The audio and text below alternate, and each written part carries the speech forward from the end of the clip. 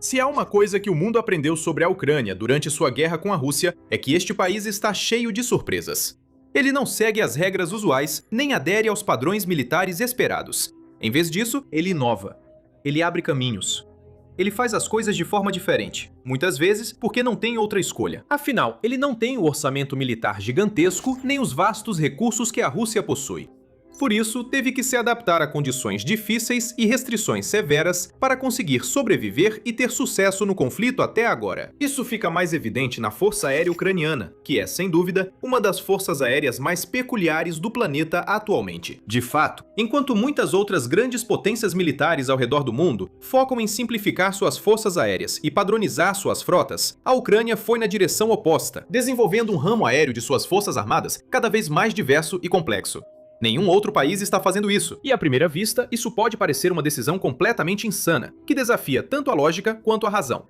No entanto, se você analisar um pouco mais a fundo, isso pode acabar sendo mais um golpe de mestre dos comandantes de Kiev, que no final das contas tornará sua força aérea significativamente mais forte do que jamais foi antes. Para entender o que torna a força aérea da Ucrânia tão diferente, primeiro precisamos explorar o que faz com que tantas outras sejam tão parecidas. Se você olhar para muitas das forças aéreas do mundo, vai perceber uma tendência comum. Elas costumam operar apenas um ou dois tipos principais de caças. A França, por exemplo, depende principalmente do seu, da Dassault Rafale de geração 4,5 e também possui uma frota menor da Dassault Mirage 2000. A frota de jatos da Alemanha, por sua vez, se concentra amplamente no Eurofighter Typhoon, complementada pelo Panavia Tornado. O Reino Unido também opera o Typhoon, assim como um lote de Lockheed Martin F-35B Lightning americanos. O mesmo acontece em toda a Europa e além. Os Estados Unidos são uma rara exceção à regra, já que possuem um orçamento militar dramaticamente maior do que qualquer outra nação do planeta, o que efetivamente permite operar e manter uma variedade muito maior de aeronaves. A maioria dos países, no entanto, segue o mesmo roteiro, e um objetivo comum de muitos programas de modernização militar é simplificar as frotas da Força Aérea, transformando frotas complexas e diversificadas em frotas menores e mais simples. Existem dois grandes motivos para isso: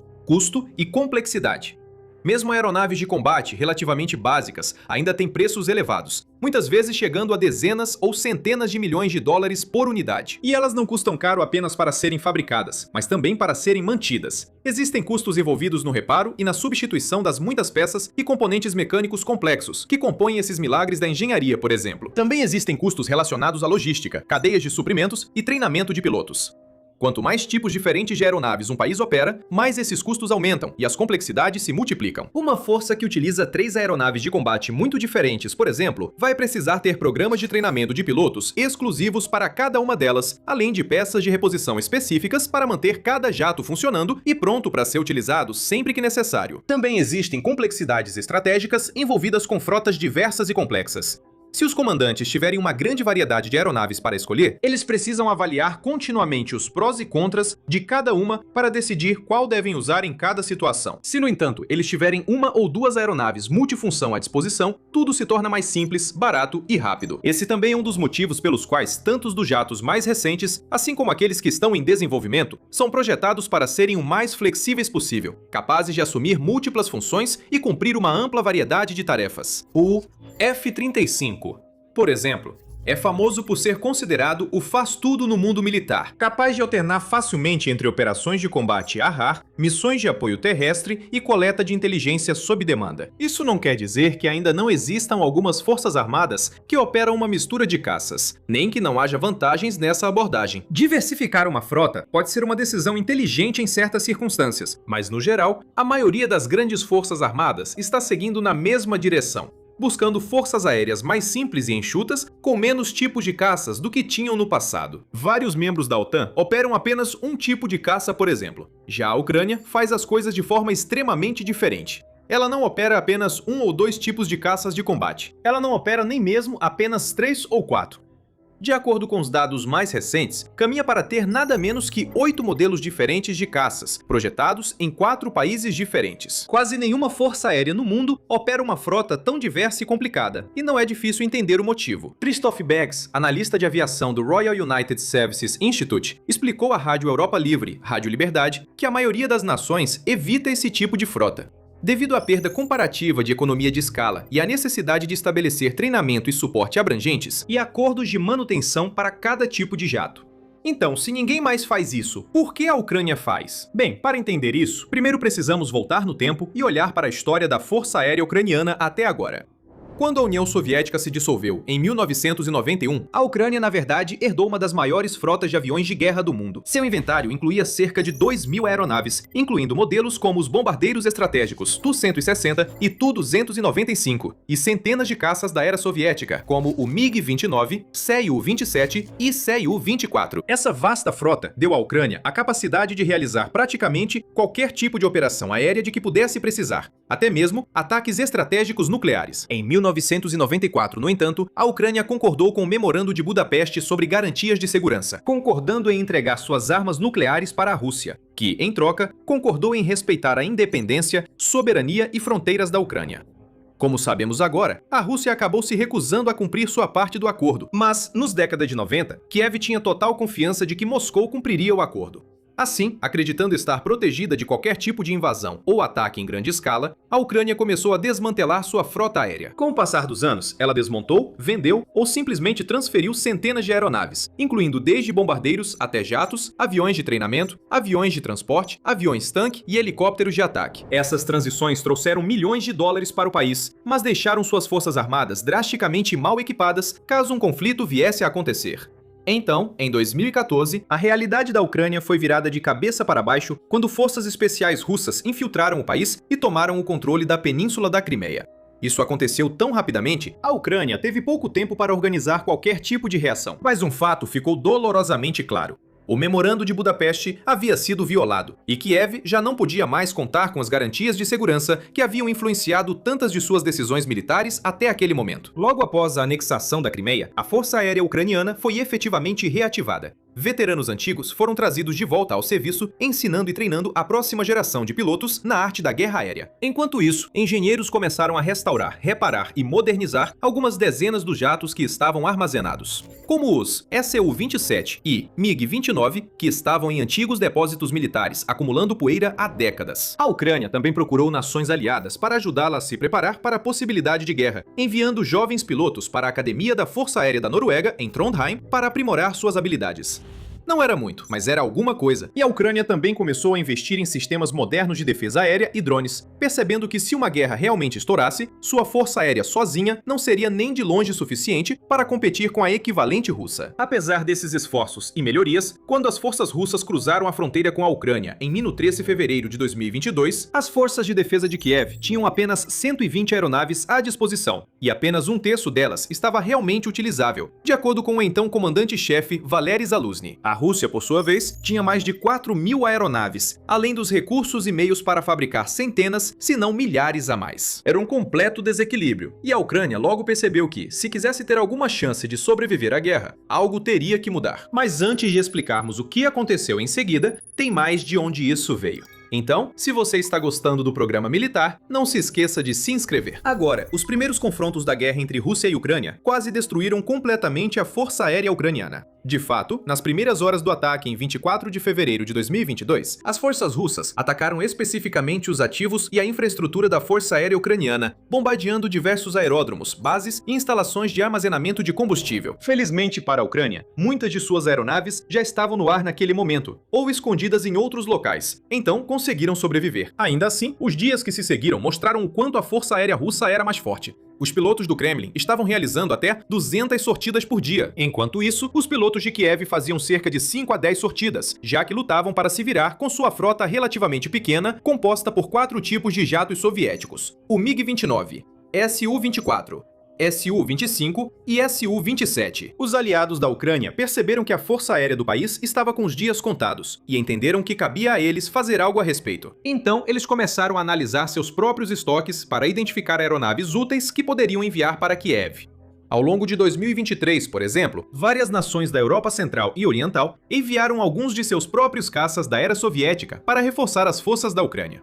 A Eslováquia e a Polônia, por exemplo, transferiram alguns MiG-29. E embora fosse grato por esses reforços, o presidente ucraniano Volodymyr Zelensky continuava esperançoso de que algumas das grandes potências do mundo ocidental algum dia forneceriam a Kiev caças mais modernos, avançados e capazes. Levou tempo, mas ele acabou conseguindo o que queria. Em 2024, um primeiro lote de caças F-16, fabricados nos Estados Unidos, pousou oficialmente em solo ucraniano, elevando a frota da Força Aérea Ucraniana para um total de 5 tipos diferentes de jatos. O país então teve que realizar sessões intensivas de treinamento de pilotos, além de adquirir simuladores, peças de reposição e infraestrutura de apoio, antes de finalmente colocar seus F-16 em serviço operacional. Desde então, eles se tornaram altamente eficazes, sendo responsáveis por cerca de 80% de todas as sortidas ucranianas e provando ser imensamente úteis tanto para combater mísseis e drones russos quanto para executar ataques a alvos terrestres. Diversos outros países também contribuíram com F-16 adicionais para a Ucrânia nos anos seguintes. E em 2025, a Força Aérea Ucraniana ganhou mais um reforço de peso, o Mirage 2000. Ele voou pela primeira vez em 1978. Esse caça francês tem sido um pilar na Força Aérea Francesa por décadas e participou de inúmeros conflitos ao longo dos anos, desde a Guerra do Golfo até a guerra no Afeganistão e a Guerra Civil Síria. Diversas forças militares ao redor do mundo continuam a utilizá-los, incluindo Índia, China e Emirados Árabes Unidos. E o Mirage 2000 se mostrou popular devido à sua impressionante agilidade, capacidade de atingir velocidade Mach 2 e aviônicos avançados. Mais uma vez, levou tempo para a Ucrânia treinar os pilotos sobre como usar esse sistema, mas no início de 2026 já estavam surgindo vídeos de caças Mirage 2000 realizando missões de ataque na frente oriental e lançando bombas em alvos russos. Isso significava que a Ucrânia agora tinha 6 tipos diferentes de caças no total. Mas não parou por aí. Em 30 de junho de 2026, o presidente Volodymyr Zelensky anunciou que a Ucrânia e a Suécia assinaram um acordo para a compra de 16 caças suecos Gripen E, como parte de um pacote que também incluirá equipamentos relacionados, assistência técnica e suporte para ajudar os pilotos e engenheiros ucranianos a operar e utilizar essas aeronaves o mais rápido e eficientemente possível. Agora, de acordo com relatos, os primeiros 16 desses caças chegarão à Ucrânia em 2029 e 2030. E embora o Gripen seja um pouco mais barato e simples em comparação ao Mirage 2000 e ao F-16, ele ainda traz várias vantagens distintas, como seus baixos custos operacionais e a capacidade de decolar e pousar em pistas relativamente curtas, ou até em rodovias. O que é ideal para a Ucrânia, já que grande parte da infraestrutura pré-existente da Força Aérea foi danificada ou destruída em 2022. Então, apenas algumas semanas após o anúncio do Gripen, a Ucrânia revelou mais um acordo. Em uma declaração conjunta com seu homólogo francês Emmanuel Macron, Zelensky afirmou que a França em breve entregaria 4 dos 16 caças Dassault Rafale prometidos à Ucrânia. O primeiro lote chegará assim que os pilotos ucranianos tiverem passado pelo treinamento necessário na França, que está previsto para começar antes do final de 2026. Portanto, até 2028, ou talvez até antes, a Força Aérea Ucraniana deverá operar um total de 8 tipos de caças de combate, provenientes da União Soviética, dos Estados Unidos, da Suécia e da França. E a joia da coroa dessa coleção será, sem dúvida, o Rafale, amplamente considerado um dos melhores caças em operação atualmente, ostentando uma versatilidade quase inigualável, tecnologia avançada de fusão de sensores e uma flexibilidade incomparável, capaz de realizar desde operações de defesa aérea até ataques de precisão. Pouquíssimos países desejariam uma força aérea tão diversa e complexa, mas a Ucrânia parece ter abraçado. Não precisava necessariamente aceitar todos esses diferentes tipos de caças, e poderia, em vez disso, ter negociado com seus aliados ocidentais para focar em apenas 1 ou 2 tipos em quantidades maiores. Especialistas e analistas, no entanto, argumentam que a Ucrânia selecionou propositalmente uma frota tão complexa por causa de suas ambições de longo prazo de desmontar sua antiga e ultrapassada frota soviética e substituí-la por uma totalmente ocidental.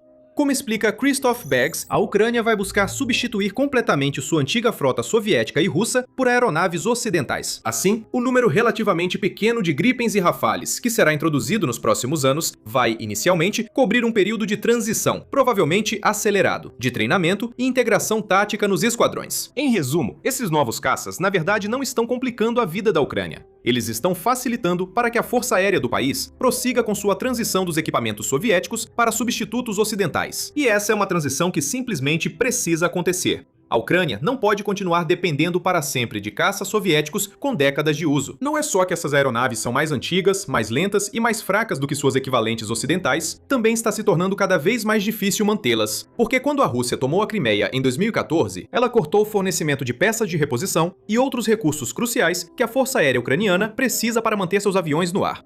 Quanto mais o tempo passa, menos peças e materiais da era soviética os engenheiros de Kiev terão com que trabalhar. Eventualmente, vai chegar um ponto em que os velhos MiGs e Su-25 simplesmente não terão mais condições de voo. Quando isso acontecer, a Ucrânia quer estar preparada. Ela quer ter uma frota completa de aviões ocidentais pronta para decolar, deixando os velhos tempos para trás e simbolizando o progresso de Kiev para a era moderna. E Kiev não pode se dar ao luxo de ser exigente ou esperar que seus aliados ocidentais forneçam tipos específicos de aviões em grandes quantidades. Por isso, aceita de bom grado tudo que a Europa estiver disposta a enviar, assinando acordos e negociando tratados com a França, Suécia e qualquer outro país que queira ajudar. É assim que a frota de jatos da Ucrânia se tornou tão heterogênea. Não foi por acaso, foi intencional. Os F-16 foram os primeiros a chegar, já que os Estados Unidos e os aliados europeus tinham muitos desses jatos em quantidade razoável, além de muitas peças de reposição para mantê-los operacionais. Os Mirages vieram depois, já que a França já estava deixando esse modelo de lado e focando mais nos Rafales. E o Gripen veio em seguida, pois a Suécia já tem muitos deles e está ansiosa para ajudar na defesa do flanco leste da Europa. Os Rafales são apenas a adição mais recente e potencialmente a melhor a essa força heterogênea. E os benefícios para Kiev são claros. Ela recebe uma boa quantidade de caças modernos, prontos para o combate o mais rápido possível. Seus pilotos se tornam ainda mais experientes e capazes, e sua força aérea também consegue diminuir o risco, de modo que, mesmo que um desses tipos de jato falhe de alguma forma, devido a um corte no fornecimento, por exemplo, ou a uma reviravolta política, o restante da frota continuará forte. Essa última parte é particularmente importante. A Ucrânia está em conflito ativo e não pode correr o risco de ver toda a sua força aérea parada só porque uma cadeia de suprimentos entra em colapso. Ou um aliado elege um novo líder que decide não ajudar tanto assim. Ela precisa de uma força que seja ativa, engajada e disponível o tempo todo.